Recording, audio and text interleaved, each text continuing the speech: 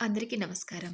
ఈరోజు మనం వినబోయే కథ ఏంటో తెలుసుకునే ముందు, కొత్తగా ఎవరైనా మన ఛానల్ చూస్తున్నట్లయితే తప్పకుండా ఒక లైక్ చేసి ఛానల్‌ని సబ్స్క్రైబ్ చేసుకోండి. ఇక కథలోకి వెళ్తే, శ్రీధర్ అప్పుడే ఆఫీస్ నుంచి వచ్చి, ఆఫీస్‌లో పని ఒత్తిడి కారణంగానో ఏమో కాస్త తలనొప్పిగా అనిపించడంతో చేతిలో ఉన్న బ్యాగ్‌ని సోఫాలోకి విసిరేసి తను కూడా సోఫాలో వాలిపోయాడు. అలవాటు ప్రకారం రోజు భర్త ఆఫీస్ నుంచి రాగానే కాఫీ కప్తో ఎదురు వెళ్తుంది శ్రీధర్ భార్య స్వాతి. భర్త ఇంటి ముందు బండిని పార్క్ చేస్తున్న శబ్దం విని గబగబా కాఫీ కలుపుకొనొచ్చి కాఫీ తీసుకోండి అంటూ భర్తకు అందించి చేతిలో ఇంకొక కాఫీ కప్తో భర్త పక్కనే కూర్చుంది స్వాతి. సగం కాఫీ తాగాక ఉదయం తన మామగారు ఫోన్ చేసిన విషయం గుర్తొచ్చి, మీరు ఆఫీస్కి వెళ్ళగానే మీ నాన్నగారు ఫోన్ చేశారు. మీ ఫోన్కి చేస్తే లిఫ్ట్ చేయటం లేదని నాకు చేశారట అని చెప్పింది స్వాతి. అవును, నేను ఆఫీస్కి వెళ్ళేదారిలో ఉన్నప్పుడు చేసినట్టున్నారు. ఆఫీస్కి వెళ్ళాక చూసుకున్నాను కానీ పనిలో ఉండి మళ్ళీ చేయలేకపోయాను. ఇంతకీ నాన్నేమన్నారు అడిగాడు శ్రీధర్. అబ్బాయి ఉన్నాడా అమ్మా అడిగాడు. ఇప్పుడే ఆఫీస్కి వెళ్ళని చెప్పాను. సాయంత్రం వాడు వచ్చాక ఒకసారి ఫోన్ చేయమని చెప్పమ్మా అని చెప్పి ఫోన్ కట్ చేశారు అని చెప్పి స్వాతి. విషయం ఏంటో అడగలేకపోయావా? ఏదైనా అర్జెంటేమో అన్నాడు శ్రీధర్. మీతో నేను మాట్లాడన్నప్పుడు ఆ విషయం నేనెలా అడుగుతాను? ఎంతైనా తండ్రి కొడుకులు మీకు మధ్య సర్వలక్షుంటాయి. అవన్నీ నాకెందుకు అంది స్వాతి వెటకారంగా. అబ్బా స్వాతి, అసలే తలనొప్పిగా ఉందంటే మళ్ళీ మధ్యలో ఏంటి నీ నస? నన్ను విసిగించకుండా కాసేపు ప్రశాంతంగా ఉండనివ్వు అంటూ విసుక్కున్నాడు శ్రీధర్. ఇప్పుడు నేను ఏమనని నాపై అంతలా విరుచుకుపడుతున్నారు? మీ నాన్న ఫోన్ చేసిన విషయమే చెప్పాను. ఆ మాత్రం దానికే అంటూ శ్రీధర్ తాగిన కాఫీ కప్పుడు తీసుకొని ఓసారి శ్రీధర్ కేసు చూసి మూతి విడుచుకుంటూ వంటింట్లోకి వెళ్ళిపోయింది స్వాతి. కాఫీ తాగిన శ్రీధర్కి తలనొప్పి ఇంకా తగ్గలేశారు కదా. నాన్న ఎందుకు ఫోన్ చేసి ఉంటారనే ఆలోచనతో శ్రీధర్ తలనొప్పి మరింత పెరిగింది. అలా ఓ అరగంట సోఫాలోని విశ్రాంతి తీసుకుని కాస్త రిలీఫ్గా అనిపించడంతో ఫ్రెష్ అప్ అవుదామని గదిలోకి వెళ్ళాడు. కాళ్ళు చేతులు కడుక్కొని బట్టలు మార్చుకుని నాన్న ఫోన్ చేయమనే విషయం గుర్తొచ్చి శ్రీధర్ తన తండ్రి ఫోన్కి కలిపాడు. ఓ 4 రింగులకు శ్రీధర్ తండ్రి సత్యమూర్తి ఫోన్ ఎత్తి, ఒరే నాన్న, శ్రీధర్, ఉదయం చాలాసార్లు నీ ఫోన్కి ట్రై చేశానురా. నువ్వెంతకీ ఫోన్ ఎత్తకపోయేసరికి కోడలికి చేశాను. అప్పటికే నువ్వు ఆఫీస్కి వెళ్ళిపోయావని చెప్పింది స్వాతి అన్నాడు సత్యమూర్తి.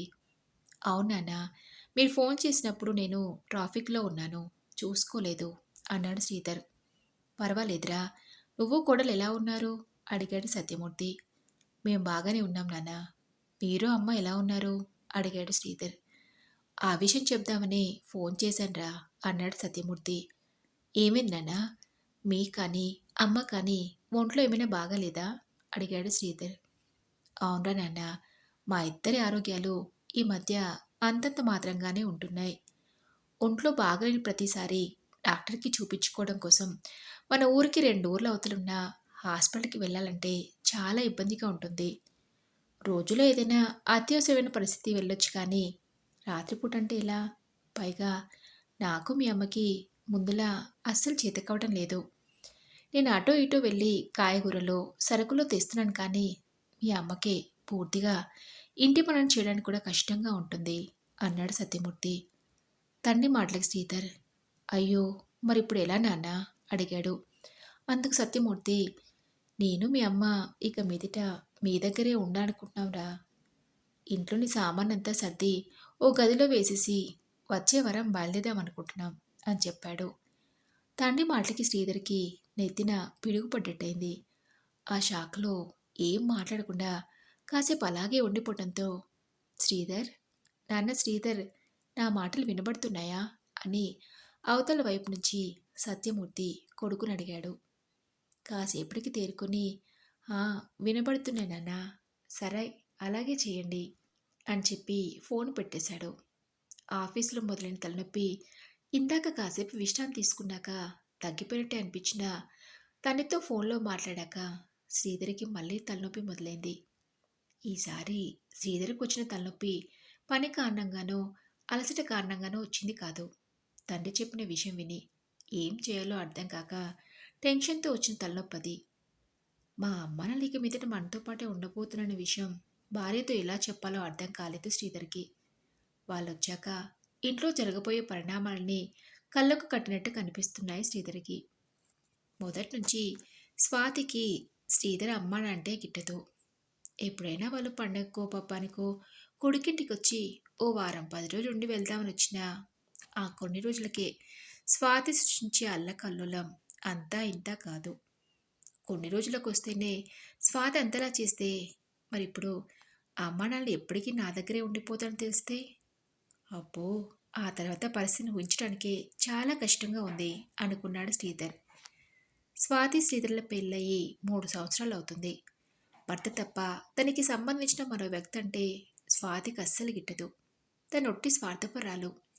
పెళ్ళైన ఈ 3 సంవత్సరాల్లో భార్య స్వభావం ఏంటో శ్రీధర్కి బాగా అర్థమైంది. నిజానికి సత్యమూర్తి ఇక నుంచి నీ దగ్గరే ఉంటాను నాన్న, మాక వయసు అయిపోతుంది, ఊళ్ళో ఇద్దరమే ఒంటరిగా ఉండాలంటే కష్టంగా ఉందండి. అంతకుముందు ఎన్నోసార్లు కొడుకింటికి వస్తామని అడిగాడు. కానీ భార్య స్వభావం తెలిసిన శ్రీధర్ తన వల్ల తల్లిదండ్రులకి ఇబ్బంది కలగటం ఇష్టం లేక ఏదో ఒక సాకు చెప్తూ వాళ్ళని ఊళ్ళోనే ఉండిపోయేలా చేశాడు.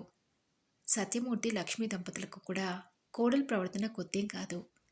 కొడుకుతో ఉండాలనే తమ ఆశను చంపుకోలేక కోడలు మనసెరిగి తనకు అనుకూలంగానే ఉండేవారు తప్ప అత్తగారు మామగారులమని ఏనాడు తన మీద అజమాయిషి చేయలేదు.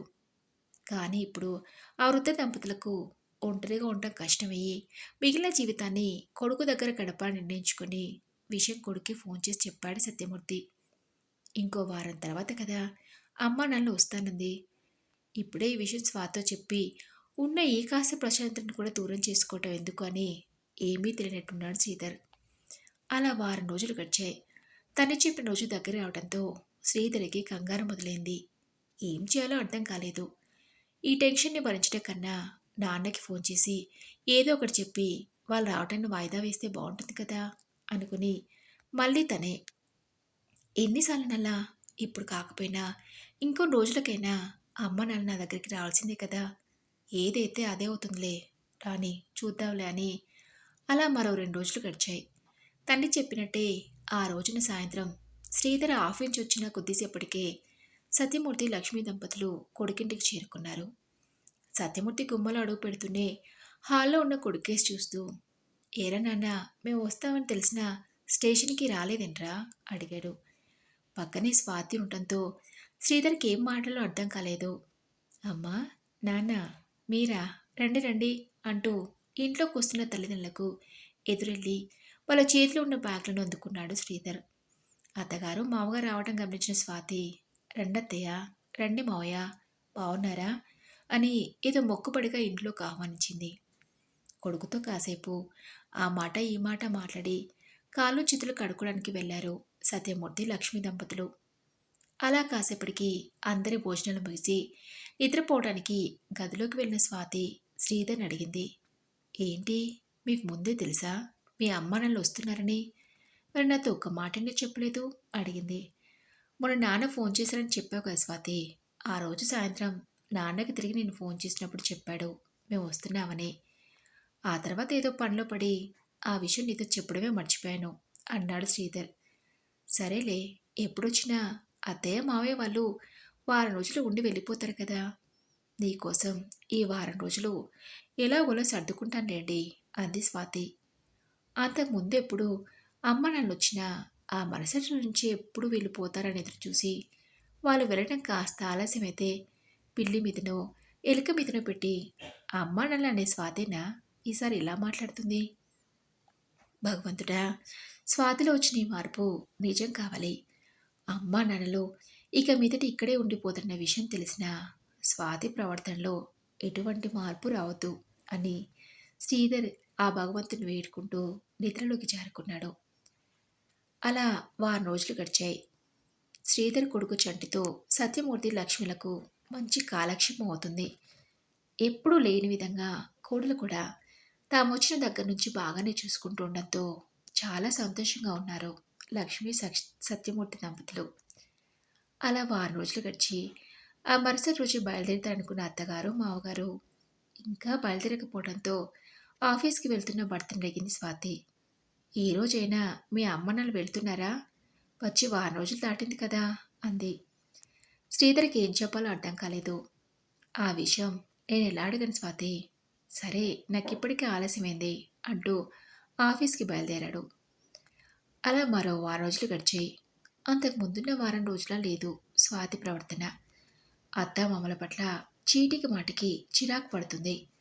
భర్తకి, కొడుక్కి, తనకి వేడిగా వంట చేసి అత్తగారికి, మామగారికి ముందు రోజు కూరలు, రాత్రి మిగిలిన అన్నం పెడుతుంది. అవన్నీ చూసి శ్రీధర్ తట్టుకోలేకపోతున్నాడు.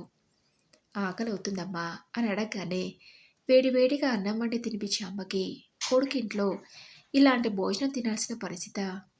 అవన్నీ చూడలేక ఒకవేళ ఏంటి స్వాతి ఇదని అడిగితే ఎక్కడ మీ అమ్మాయిని ఇంట్లో నుంచి పంపించండి అంటుందన్న భయంతో శ్రీధర్ ఏం మాట్లాడలేకపోతున్నాడు. అలా శ్రీధర్ రోజు ధైర్యం చేసి ఎప్పటికైనా ఈ విషయం భార్యకి చెప్పాల్సిందే కదా అని, స్వాతి మా అమ్మాయిలు ఇక మీదట మన దగ్గరే ఉండబోతున్నారు. నీకు తెలియందేముంది స్వాతి, వాళ్ళకి నేను తప్ప మరెవరూ లేరు. ఈ వయసులో కొడుకునైనా ఉండాలని కోరుకోవటంలో తప్పులేదు కదా. అందుకని ఆగాడు శ్రీధర్. అందుకని వాళ్ళ దగ్గరుండి సపరేట్ చేయమంటారా అంతే కదా అంది స్వాతి వెటకారంగా. అది కా స్వాతి, అమ్మ నల్లకి వయసు అయిపోతుంది కదా. వాళ్ళకి ఈ వయసులో ఏ లోటు లేకుండా చూసుకోవటం మన బాధ్యత అన్నాడు శ్రీధర్. శ్రీధర్ మాటలకి స్వాతి చాలు చాలు, వాళ్ళని ఎలా చూడాలో మీరు నాకు చెప్పాల్సిన అవసరం లేదని అంటంతో శ్రీధర్ ఇంకేం మాట్లాడలేకపోయాడు. అలా 2 నెలలు గడిచాయి. తల్లిదండ్రుల పట్ల భార్య ప్రవర్తనలో ఎటువంటి మార్పు రాలేదు. వాళ్ళ కేటాయించిన గదిలో తప్ప ఆ ఇంట్లో స్వతంత్రంగా తిరగలేకపోతున్నారు సత్యమూర్తి, లక్ష్మి. ఏది ముట్టుకోవాలన్నా ఆ ఇంట్లో కోడల అనుమతి తప్పనిసరి. అలా సంవత్సరం గడిచింది. అంతకన్నా ఇక అత్త మామలు భరించలేనుకున్న స్వాతి వాళ్ళని ఇంట్లో నుంచి ఎలా పంపించాలని ఆలోచిస్తూ ఓ రోజు పిల్లాడు పెద్దవాడవుతున్నాడు. చదువుకోవడానికి, పడుకోవడానికి వాడికంటూ ఓ గది ఉండాలని అత్తగారు మామగారి కోసం కేటాయించిన గదిని ఖాళీ చేయించి వాళ్ళ పడకని హాల్లోకి మార్పించింది. అలా ఒకటేమిటి, సత్యమూర్తి లక్ష్మీ దంపతులను స్వాతి పెట్టే బాధలు అన్నీ ఇన్ని కావు. కోడలు పెట్టే కష్టాలు భరించలేకపోయినా సత్యమూర్తి లక్ష్మీ దంపతులు తిరిగి తమ ఊరికి వెళ్ళిపోవాలని నిర్ణయించుకుని కొడుకుతో చెప్పారు. ఒరే నాన్న, నాకు మీ అమ్మకి మన ఊరు గుర్తొస్తుందిరా. ఊరిని విడిచి ఈ రోజులు ఎప్పుడు ఉన్న అలవాటు లేని మాకు ఈ పట్నం వాతావరణాన్ని సరిపట్టం లేదు. అందుకే మేము ఊరికి వెళ్ళిపోదాం అనుకుంటున్నాం అన్నాడు. అదేంటి నాన్న, మీకు అమ్మకి ఆరోగ్యం బాగుంటలేదనే కదా హాస్పిటల్లో చూపించుకోవడం ఇబ్బంది అవుతున్నాయి కదా. పైగా మీ పనులు కూడా మీరు చేసుకోలేకపోతున్నారని కదా ఇక్కడికి వచ్చింది. అలాంటిది మళ్ళీ ఊరికే వెళ్తానంటారేంటి నాన్న అన్నాడు శ్రీధర్. అందుకు సత్యమూర్తి, ఎలాగోలా సర్దుకుంటాను లేరా, అనవసరంగా మా గురించి నువ్వేం కంగారు పడకు అన్నాడు. శ్రీధర్ ఈ విషయం గురించి భార్యతో మాట్లాడాడు. స్వాతి, మా అమ్మ నెలకు వయసు అయిపోతుంది, ఇంకెంతకాలం బతుకుతారని. ఉన్న రోజులు వాళ్ళకి ఇబ్బంది లేకుండా చూసుకుంటే ఏంటి. కావాలంటే ఇల్లు ఇరుగ్గా ఉందనుకుంటే మరో ఇంటికి మారుదాం. వాళ్ళ పనులని నువ్వు చేయాల్సిన అవసరం లేదు, నేనే చూసుకుంటాను. వారిని ఇక్కడే ఉండమంటాను. వాళ్ళని నీ మాటలతో ఇబ్బంది పెట్టావు కదా అడిగాడు శ్రీధర్ భార్యని వేడుకుంటున్నట్టుగా. అంటే ఏంటి మీ ఉద్దేశం? మీ అమ్మాని నేను ఇబ్బంది పెడుతున్నానా? నేను ఇలాగే ఉంటాను. ఉంటే ఉండమండి, లేదంటే ఎన్ని లేవు ఇలాంటి వాళ్ళ కోసం ఓల్డేజ్ హోమ్లు, అందులో చేర్పించండి అంది స్వాతి. స్వాతి అనే వరకు కూడా శ్రీధర్కి ఆ ఆలోచన రాలేదు. నిజమే, అమ్మ నాన్నలు వాళ్ళ పనులు వాళ్ళు చేసుకోలేకపోతున్నారు. ఊళ్ళో ఉంటే వైద్య సదుపాయాలకి ఇబ్బంది. అదే ఏదైనా ఓల్డేజ్ హోమ్లో చేర్పిస్తే అక్కడ వాళ్ళకి కావాల్సిన అన్ని సౌకర్యాలు ఉంటాయి అని తల్లిదండ్రులకు ఆ విషయం చెప్పి వాళ్ళందుకు ఒప్పించి తనకు తెలిసిన వాళ్ళ ద్వారా ఓ వృద్ధాశ్రమం గురించి తెలుసుకుని ఆ మరుసటి రోజే తన తల్లిదండ్రులను తీసుకుని వృద్ధాశ్రమానికి బయలుదేరాడు శ్రీధర్. అది హైదరాబాద్ సిటీ అవుట్కట్స్లో ఉన్న ఆనంద నిలయం అనే వృద్ధాశ్రమం. తల్లిదండ్రులను తీసుకుని శ్రీధర్ అక్కడికి ఆటోలో బయలుదేరాడు. ఆశ్రమం రావడంతో శ్రీధర్ ఆటో దిగి ఆశ్రమంలోకి అడుగులు వేస్తుంటే కొడుకులు అనుసరించారు సత్యమూర్తి, లక్ష్మీ దంపతులు. ముగ్గురు ఆశ్రమంలోని మేనేజర్ రూమ్కి వెళ్లారు. ఆ వృద్ధ దంపతులను ఆశ్రమంలో చేర్పించుకోవడానికి గాను వాళ్ళ పూర్తి వివరణ అడిగాడు ఆశ్రమం మేనేజర్ సుబ్రహ్మణ్యం. ముందు తండ్రి పేరు వివరాలు చెప్తూ తండ్రి పేరు సత్యమూర్తి అని చెప్పాడు శ్రీధర్. ఇంటి పేరుతో సహా చెప్పాలి అడిగాడు మేనేజర్. మావిడాకుల సత్యమూర్తి అండి అని చెప్పాడు. వయసు అడిగాడు. 80 సంవత్సరాలు అన్నాడు శ్రీధర్. సత్యమూర్తి వివరాన్ని పూర్తయ్యాక మీ అమ్మగారి పేరు అడిగాడు మేనేజర్. మా అమ్మ పేరు మావిడాకుల లక్ష్మి అని చెప్పాడు. మేనేజర్ సుబ్రహ్మణ్యం వివరాలను రాసుకోవటం ఆపి మావిడాకుల సత్యమూర్తి లక్ష్మి దంపతులు అని వాళ్ళ కేసు చూస్తూ 40 సంవత్సరాల క్రితం మీరిద్దరూ మా ఆశ్రమానికి వచ్చి ఓ అబ్బాయిని దత్తత తీసుకున్నారు కదూ అడిగాడు. అవునండి, ఇదిగో ఆ అబ్బాయే వీడు అంటూ కొడుకు భుజంపై చేయి వేస్తాడుతూ మేనేజర్తో చెప్పాడు సత్యమూర్తి. మరి ఇదండి రోజు కథ. ఈ కథపై మీ విలువైన అభిప్రాయాల్ని నాతో కామెంట్ బాక్స్లో షేర్ చేసుకోండి. అలాగే ఈ కథ మీకు నచ్చితే తప్పకుండా ఒక లైక్ చేసి మీ ఫ్రెండ్స్కి ఫ్యామిలీ మెంబర్స్కి షేర్ చేయండి. అలాగే ఇలాంటి ఏమైనా మంచి మంచి కథలు అనుకుంటే ఛానల్ వెంటనే సబ్స్క్రైబ్ చేసుకొని పక్కన ఉన్న బెల్ ఐకాన్ని క్లిక్ చేయండి. నెక్స్ట్ వీడియోలో మరొక మంచి కథతో కలుసుకుందాం.